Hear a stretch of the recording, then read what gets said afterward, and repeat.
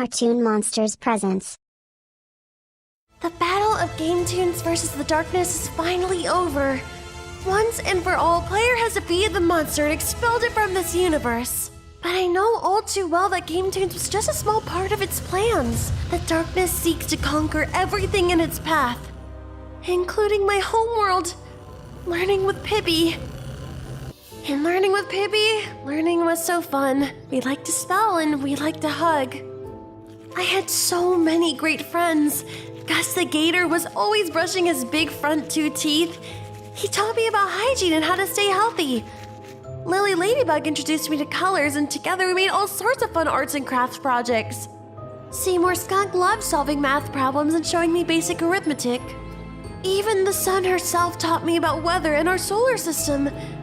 They were all very dear to me. I loved them. But even more than all of them, I loved my best friend Bun-Bun. He was always there for me, through thick and thin, teaching me the most important lesson of all, the power of friendship. It was the greatest, most wonderful place in the entire universe. That is, until the darkness came. In a moment's notice, the paradise I once knew was gone forever. Ah! What is that? It's coming! Run, run, run! Ah! Come on, go, go, go! Everyone was taken. Gus the Gator, Lily Ladybug, Seymour Skunk, Sun. All my friends were corrupted by the darkness in an instant. All except for Bun-Bun. We were able to find shelter inside, at least momentarily. But we didn't know how to process what we just seen. Pibby, I'm scared. Don't worry, Bun-Bun. I'll always keep you safe. That's a promise I never thought I'd break. I was sure that the power of our friendship was strong enough to conquer any evil. I was wrong. Eventually, the darkness caught up to us and took Bun-Bun away from me, corrupting him.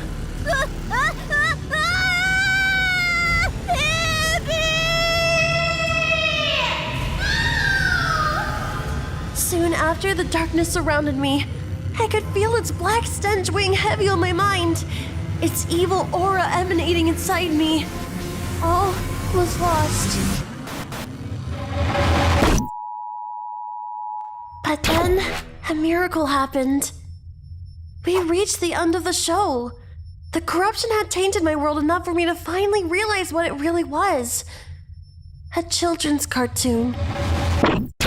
I landed in the Rick and Morty universe, or one of the several Rick and Morty universes. Morty tried to explain everything to me, but it was hard to keep track of it all. He said that learning with Pibby was just one of several realities, and that there were others with all sorts of different creatures and people. He gave me a portal gun so I could travel to them and try to prevent the darkness from spreading. And then Mr. Sanchez said that we were wasting our time and that life was meaningless or something. That the darkness was eventually going to destroy everything and that we should just accept it. I ignored that part. And I began to explore. One of the first worlds I visited had a bunch of cavemen with dinosaur appliances and cars with no floors. I was introduced to a nice family, the Flintstones. Fred, the dad, said I was going to love it there. And even though I missed some of the technology I was used to, it seemed like a nice place.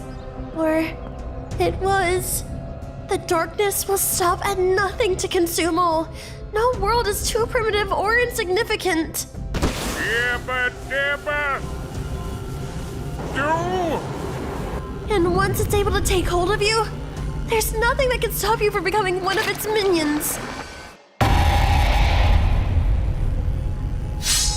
It didn't take long before they all turned. Wilma, Barney, Betty, Dino. I had to continue on with my journey once again. More of the same happened in the realm of Scooby-Doo. Everyone was so nice.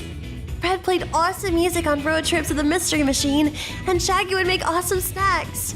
We had to deal with ghosts or other spooky creatures occasionally, but they always ended up being humans. Of course, the real monster is the darkness. Ghouls, phantoms, and mummies had nothing on the evil inside that glitchy black goo. So I kept searching for a safe place to stay. A new universe to call home. I traveled far and wide. The amazing world of Gumball, Looney Tunes, Dexter's Laboratory, all under the control of the darkness. Even Steven's universe wasn't strong enough to resist it. I don't know how or why. It seemed to be following me. Like its attacks were personal. I decided then that I wasn't going to keep running and let more people suffer. I was going to fight back. If I was going to do that, I need an army. So I found the world with the strongest hero I could find, Marvelous Man. It seemed like he could do everything. Fly at the speed of light, shoot lasers from his eyes, smash bad guys using his super strength. He even had his trusty sidekick, Alloy Boy. Surely if anybody could take on the darkness, it'd be him. Excuse me? Marvelous Man? Jumpin' junipers, Marvelous Man! Someone's turned this poor citizen's skin blue! It must have been that dastardly Dr. Diabolical, my arch nemesis. Actually, no, this is just... Never fear, little one. Marvelous Man is on the case. Aren't you supposed to go with him? Yeah, but I can't fly. I actually don't have any powers yet.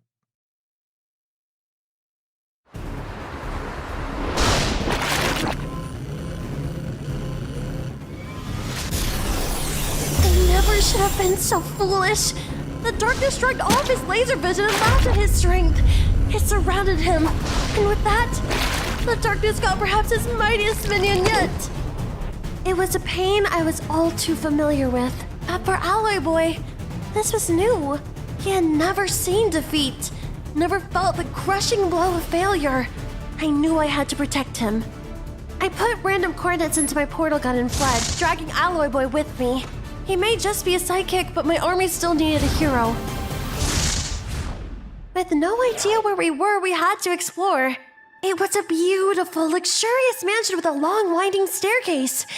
That's when I heard them. Help! Someone save us! Someone needed our help, and we didn't hesitate. Though perhaps I should have. Red water began to drip from my eye. I had been attacked by the cat villainess Melora. Ironic considering soon she'd become one of my teammates. Alloy Boy explained to her the dire situation at hand, and the darkness would soon be coming for her too. She scoffed it off at first, of course. Most people have to see it for themselves to truly believe it. The three of us became a team and we went on several adventures together, including Adventure Time itself. We were on a quest to build an army strong enough to attack the darkness head-on. It took quite some time, but we were able to find survivors, and all of them were willing to fight for the loved ones they lost.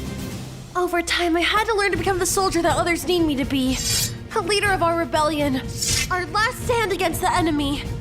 It all led to a massive battle back in my homeworld, learning with Pibby. It was chaos. I lost several great friends that day. Still, the two forces seemed evenly matched. We might have had a chance to end things right then and there. But the darkness had one final trick up its sleeve. It was Bun-Bun, my best friend. The darkness had corrupted him nearly beyond recognition, but I knew it in my heart. I couldn't bring myself to hurt him. He was the only real family I ever had. And because I was unwilling to act, the tide of our battle turned. It was a massacre. No one was able to resist the darkness, so I fled. I thought all was lost. The world of television was gone. That's when I realized something. I may have failed in this realm, but I could save others. It wasn't going to take the darkness long to start infecting video games too. That's when I met your friends Captain and Veteran. They told me about Game Tunes and the invasion in Among Us and other worlds. They said that there was only one hero who could defeat the darkness for good.